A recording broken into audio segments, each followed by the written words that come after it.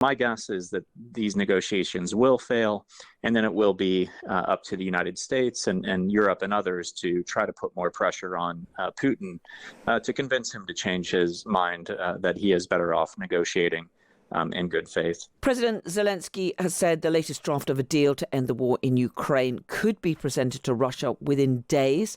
The Ukrainian president showed optimism about the prospect of a breakthrough after 2 days of peace proposal talks with the US and European negotiations, where progress towards peace was emphasised. Russia's deputy foreign minister, though, has said that Moscow will not make any concessions on territory in talks to end the war. Let's find out where we are with these talks from Matthew Kroenig, who is Vice President and Senior Director of the Atlantic Council Scowcroft Centre for Strategy and Security. Good evening to you, Matthew. Good evening. Thanks for having me on. We've heard President Trump, President Zelensky, other European leaders all saying that we're closer to a deal than at any stage since the war began. Do you think they're right?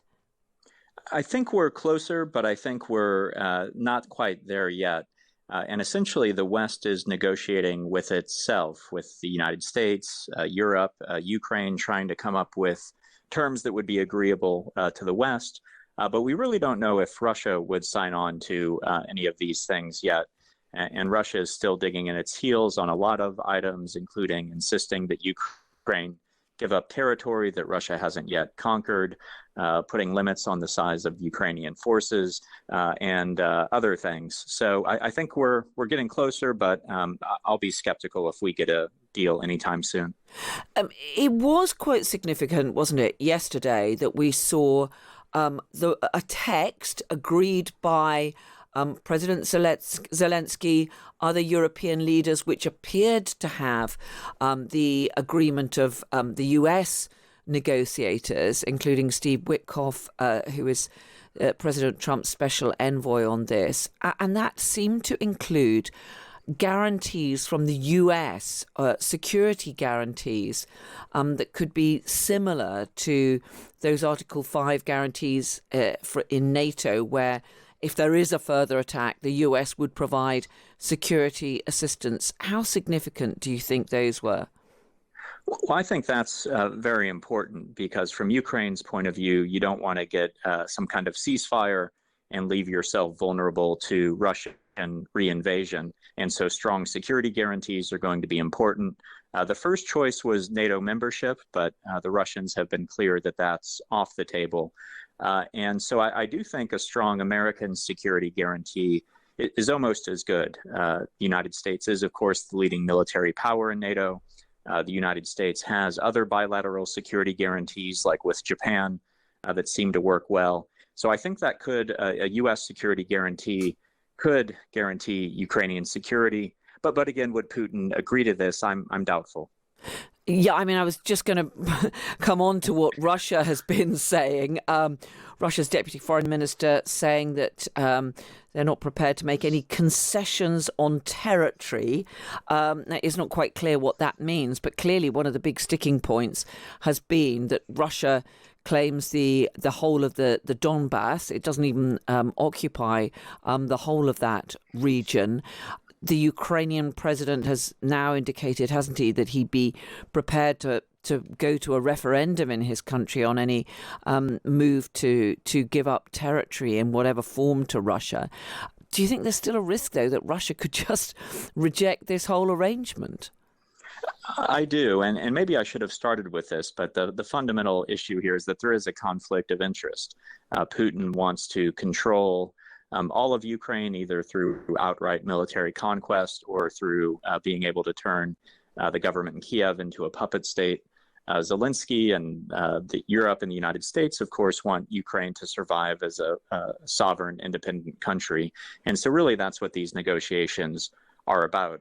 Ukraine and the West fighting for terms that will allow Ukraine to survive, and the Russians fighting for terms that will allow them to reattack and conquer Ukraine in the future.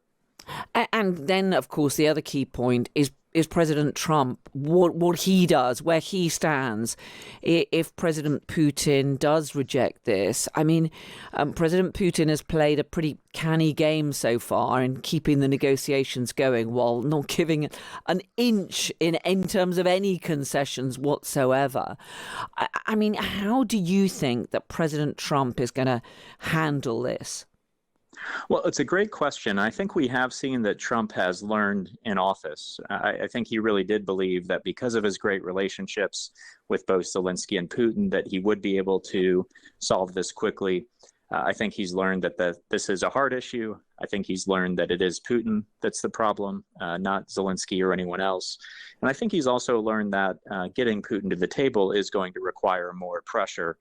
We saw the United States sanctioning Russian energy giants this fall. I think that's part of the reason Putin's negotiating more seriously now than he had been in the past. And so my guess is that these negotiations will fail, and then it will be up to the United States and Europe and others to try to put more pressure on Putin to convince him to change his mind that he is better off negotiating in good faith. Matthew Kroenig, Vice President and Senior Director of the Atlantic Council's Scowcroft Centre for Strategy and Security. Really good to get your thoughts. Thank you so much for joining us. We had a long discussion, and things are seemingly going well, but we've been saying that for a long time. We had a very good conversation 1 hour ago with the European leaders, many of them involving the war with Russia and Ukraine.